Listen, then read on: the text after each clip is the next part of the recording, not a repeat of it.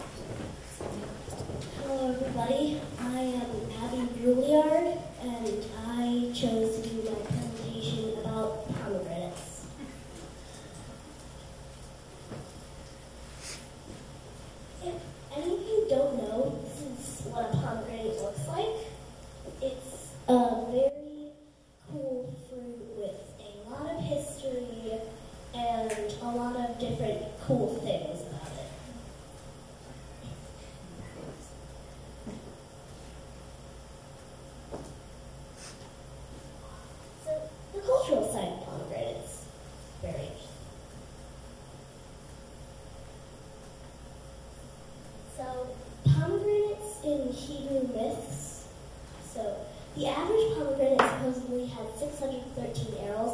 This was very important to the Jews because there were 613 arrows, commandments in the Torah. Images of pomegranates were woven into priestly robes. That's how important they were. And pomegranate was fruit in the Garden of Eden. We think that it could possibly be that the fruit in the Garden of Eden, as well as biblical scholars. That would make it represent everything forbidden.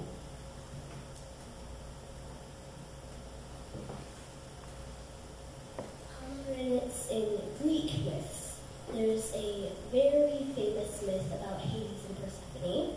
So Hades loved Persephone, and he wanted to marry her. So he kidnapped Persephone and brought her down to the underworld. Now Demeter, Persephone's mother, saw this, and she became enraged because she could not find her daughter. She made all the plants wither and die. So Zeus saw Demeter's rage and talked to Hades and said that Persephone had to leave the underworld to go back to her mother. But since she had already had 4 arrows out of the pomegranate, she was forced to stay in the underworld for a fourth of every year, well, a third of every year, 4 months. And that explains why everything dies in the winter months. Now there's another less famous myth about Orion's wife. So Orion's wife was a very beautiful woman, but she bragged about that. She even said that she was even more beautiful than Hera, the queen goddess, kind of. So Hera became so enraged that she killed all of their children, and in grief, Orion's wife jumped off a cliff, and supposedly where her blood landed, the first pomegranate tree grew.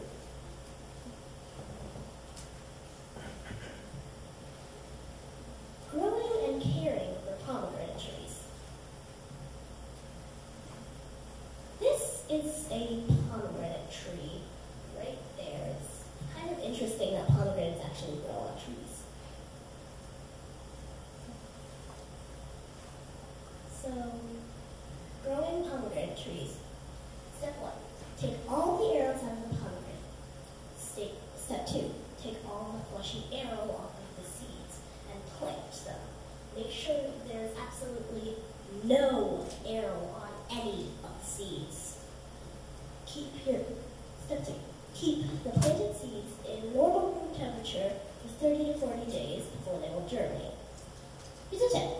If you turn up the temperature a few degrees, you can cut the germination time in half.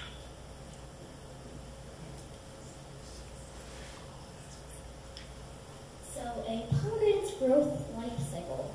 First, the pomegranate seeds are planted. Then, after 30 to 40 days, the seeds have begun to germinate. After that, the seeds have grown into a sapling and flower buds are now on it. Soon after, the tree is fully grown and is starting to produce young fruits. Then after that, fruits are fully grown and ready to be harvested to eat and plant more of the seeds. So further care for your pomegranates. So some ways to help your pomegranate thrive are adding a tiny bit of alkaline to the regular soil. Will help the tree grow better. This is because in the pomegranate's origin place, Iran, the soil was very, very alkaline, and just adding a little bit will make it a little bit more like its native place. Also, if you add some limestone or garden lime, then the pomegranate tree will thrive even more. Eating pomegranates.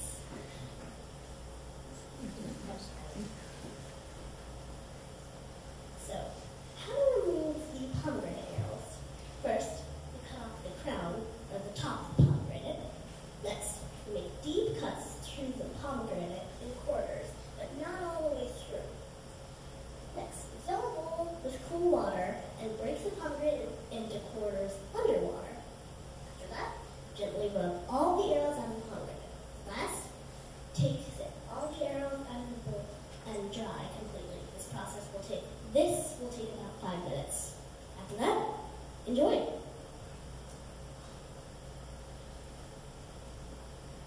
Other ways to enjoy your pomegranates. Add the arrows to ordinary things like oatmeal or cereal. Add them to drinks like pomegranate juice or a mango smoothie. Sprinkle with desserts like ice cream or chocolate cake.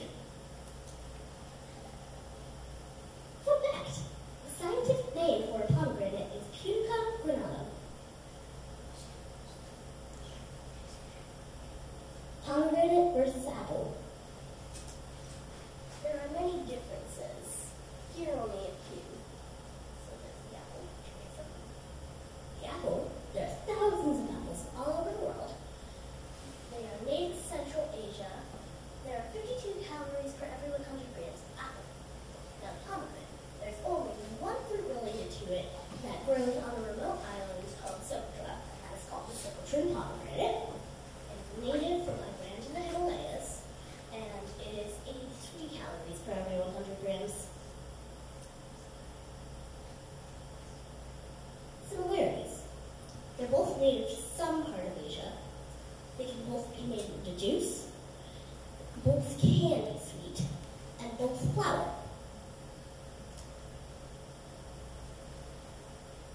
Glossary. Arils. Coating around pomegranate seeds that holds the juice. Calyx. The sepals of the flower typically forming a whorl that encloses the petals and forms a protective layer around the flower and a bud. Germinate. Begin to grow or put out shoots after a period of dormancy. Bibliography. All information from the section, the cultural side, came from the website Pomegranate, which is actually a restaurant. And all information from the section, growing and caring for pomegranate trees, came from the website Gardening Know-How. All information from the section Eating Pomegranates came from the website WikiHow. Thank you. Any questions?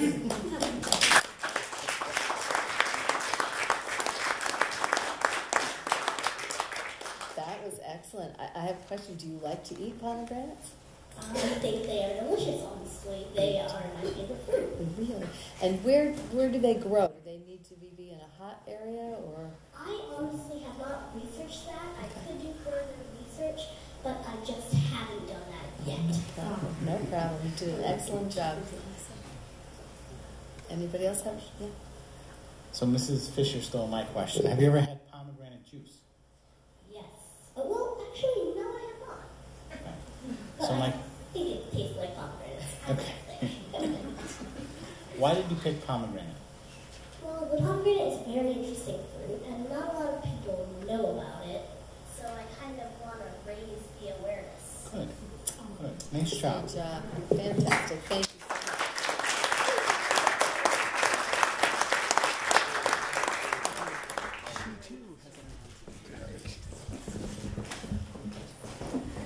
Thank you for having us tonight. That was all of our presenters. You didn't even learn so much, did you? Oh, really?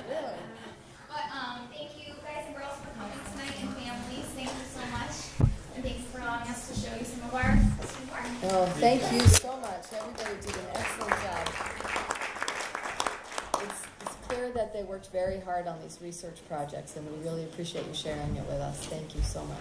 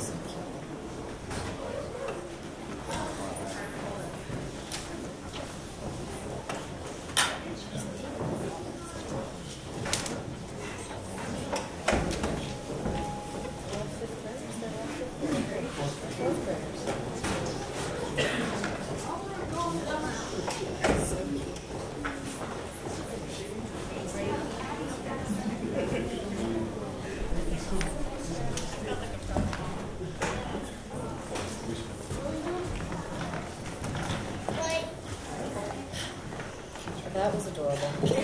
They did a great job. When I was in fourth grade, there's no way I could have stepped in front of all these people, so that was fantastic. Yeah, right. I'm with you. That was great. I'm impressed how the kids can pack a room in the board for next year. Yeah, right.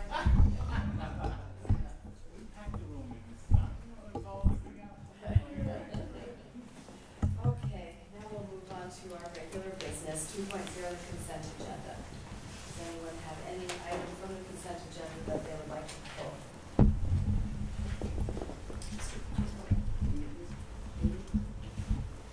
Okay. And anyone else? I'd like to pull C. So could we entertain a motion to approve items A, D, and E on the consent agenda? Mrs. Arndt and Mrs. Russell will second that. Okay, all those in favor? That's unanimous. Okay, Mr. Kovac? Thank you, to the chair. I just have a question regarding the item on here about the PACT Facebook page.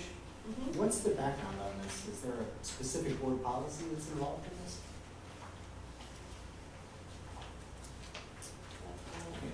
So this was a parent action community type Facebook, and Mrs. Bajor can help me out with this, that was run before, and it was run outside of the school board. So when you become a school board member, you need to go through an official type Facebook type thing. So it would look as like a contribution from a board member or something along election law. So that was kind of the tone of the conversation. I agree with the spirit of that, but I was concerned about First Amendment issues if that was something that you can say you can't do this. Well, remember, as a board member, like let's say we have a referendum, for example. The laws have changed now where we can't even put out that there's a referendum. This group would say that. So we put the board member in harm's way. So we're just trying to protect the board member. I mean, any board member can do whatever they want, but if you're within the rules and responsibilities of it. More of it was to protect the board member. Okay, thank you. Just to Mr. Kopak too, the wording here is not necessarily entirely clear. I was advised that it was in my best interest to not. I was not being told that you shouldn't be doing this. It was just that I was opening myself up to liability by continuing position as an administrator, and I fully understood and agreed. Any other questions on B? Someone want to entertain a motion to approve item B on the consent agenda? Mr. Kovac, is there a second? Mrs. Russell, all those in favor? It's unanimous. Okay, item C, I just pulled that because there was a spelling error on page 8. First paragraph, math interventions, this is Amy Violet, her name is spelled incorrectly, that's all.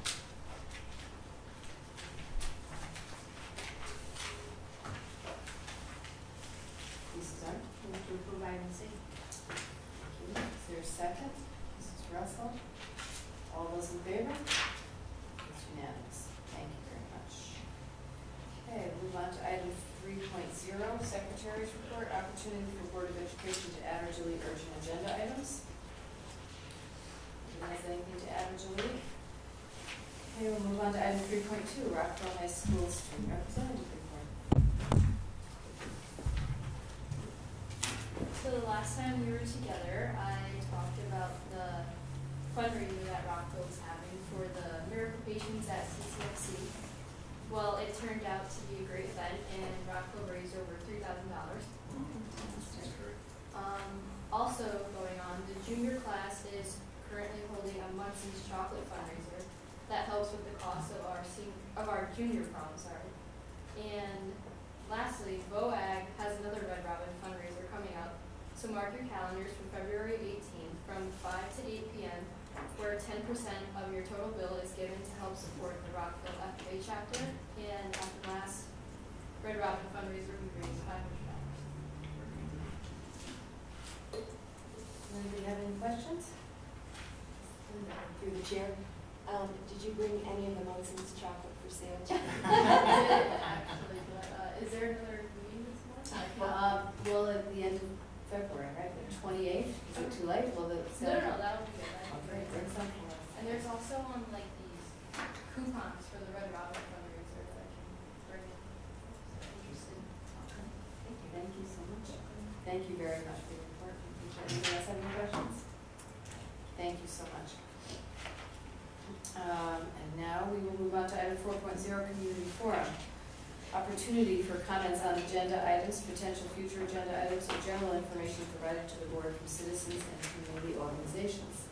Is there anyone who wishes to address the board this evening? Okay, we will move on to item 5.0, personnel. Because this is 5.1, approval of an MOU, Vernon BOE School Administrative Association, because this is an executive session, I would suggest that we move to the end of the meeting. If that's okay with everybody? Yes. Move it to after 9:00. Okay. And now item 6.1, teaching and learning. 6.1, attendance presentation by Youth Services Counselor Oz Ramos and Truancy Counselor Bill Iliak. I believe they were unable to attend. Because of the because of the rescheduled change. meeting, they're unable to attend, so they'll come to the next board meeting. Sorry about that. Okay, so we will look forward to that in August. Now, moving on to item 7.0, 7.1, approval of the 2016-17 district calendar. Did we all get new copies? We did.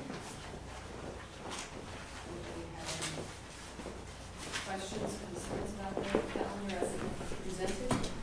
Or I just had a question actually that I'm passing on from some other parents. In the past years, grades 6 and 9 have started a day earlier than the other upperclassmen. They've started with K through 5. And there was just a question about whether or not we were still going to be following that separation, or if we're going to be doing something different. So, by having 6 and 9 come in that one day, grades 7, 8, 10, 11, and 12 are not in school. So since we have a 182-day calendar, the feeling was we're going to move forward and start everybody on that first day. We are thinking about doing some other types of orientation or back to school, either a night or a day before then. And both the middle school and high school are working on some ideas like that. The feeling was to take a whole 6.5 hour day. That's a lot of instructional time. We don't even start the school year and they're not even in. So it's, it's, what do you weigh? Right, I think the orientations have been great, but can we do it in a 2-hour block, the week before? Okay, thank you. And if you'll notice, we added the conferences to the new calendar that we got. That was what was missing. And after some conversation with our community outreach and what we're trying to do, we want to get parents in our schools early. So if you notice, in September, the conferences are starting early. So by that time, the teachers will have met with the students for 2 or 3 weeks. They'll get to know them. We'll make a connection right away. And then another set of conferences after the first report card. Then if you need another report card, you could always have a teacher meeting or a parent meeting, but we want to get the parents in our schools quickly. So that's kind of why we made that change with the September conferences. So we have no conferences in the spring? No conferences in the spring. It would be by parent request. Or teacher? Or teacher request, yeah, sorry, yeah. That is quite a big change. I think people are always used to it from the first semester on the second. That's technically how it happens, though, anyway. The teachers send the notice in the spring asking if you Not want one or mandatory, not. yeah. We're gonna try to make the conferences more curriculum oriented and teaching learning oriented, so, they'll see the class, they'll do a presentation, this is what we're doing in science, social studies, English language arts, this is the guided reading group we're doing, more of that stuff, and then talking about the students, so I think it's good. I mean, we wanna get the parents engaged, that's our focus on this one. These schools will still have open houses a bit earlier in the year, I assume, or will they? These are for the conferences, yes. Right, but you know how some schools, but most schools have an open house the first or Yeah, second week, yeah. they still do that. Yeah. All right. If a parent would like to set up a teachers meeting or teachers conference during the year, that is possible. Always. Okay, thanks. Anyone have a I think to Mr. Testa, please, I want to ask about professional development.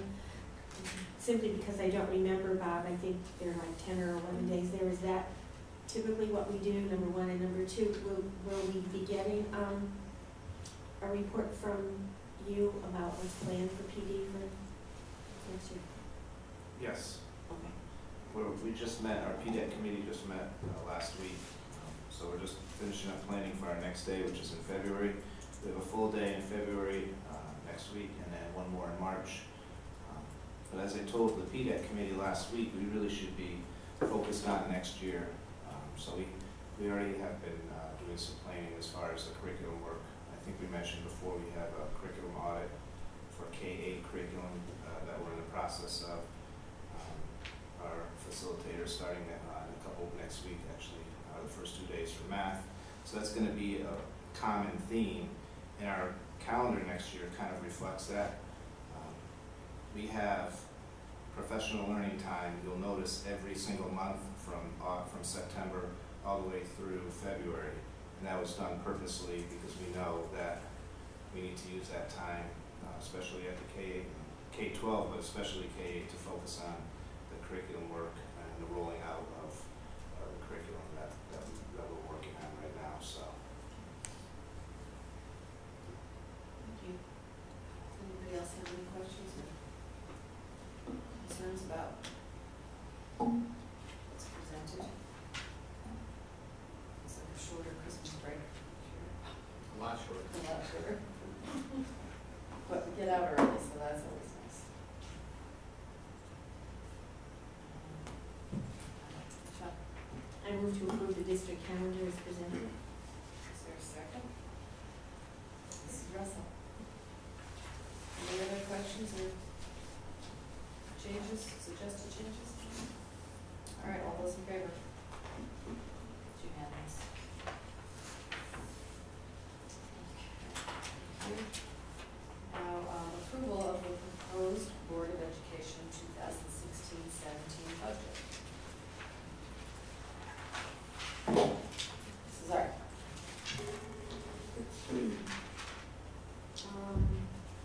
I move to approve the proposed budget at $52,490,920.23.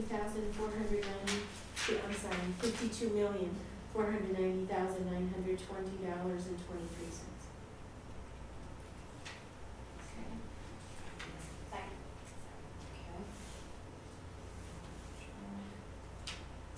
Anyone else have any comments or anything? Concerns? Yes. I just want to, I appreciate all the efforts that the board put in for the process, the questions. I mean, when you look at the questions, there's like 50 pages. Everybody did their due diligence. The discussion was great. I feel good about it. It's a good budget. It's a 1.71% increase from last year's budget. It meets the needs of our students, and it adds a lot of things which we haven't been able to add in past years. So I just want to thank the board for their time and efforts in doing this. Sir. Just as a public service, can I amend the motion to say that it represents a 1.71% increase? I was going to ask you to do Thank that. you. Seconder approval. Okay, any other comments, concerns? We're all on board with this? Yes. Okay, all those in favor? That's unanimous. Thank you, and thank you, Joe, and all your administrators for all the hard work you did to put it together. And now we'll move on to item 7.3, Board of Education Year-to-Date Finance Report. Mr. Rivera. Thank you, Madam Chair, to the board. In your packet this evening is the Business and Finance Report. Even though we didn't have a regularly scheduled Finance Committee, we thought it would be prudent to share the information regarding our executive summary of account balances and discuss briefly the year-to-date budget report. Our focus, though, are 3 action items in the Business and Finance Report: a budget amendment in the budget transfers and amendment request section for the current fiscal year 2016, and then 1 budget transfer that I discussed at the previous board meeting for the fiscal year ending 2015 to transfer funds from the from the prescription drug account to the workers' compensation fund. Again, that's a transfer, but because of the amount and the significance behind it, we felt it would be prudent to bring it to the board for a vote as well. If I may briefly state, for the next regularly scheduled Finance Committee, we will discuss in more detail the year-to-date budget line items. We have also implemented our current fiscal year-end procedures. As in past practice, I've implemented an earlier close date with the superintendent for our fiscal year. So our fiscal year technically closes June 30th. We close it on May 20th. That's the date we're going to use this year.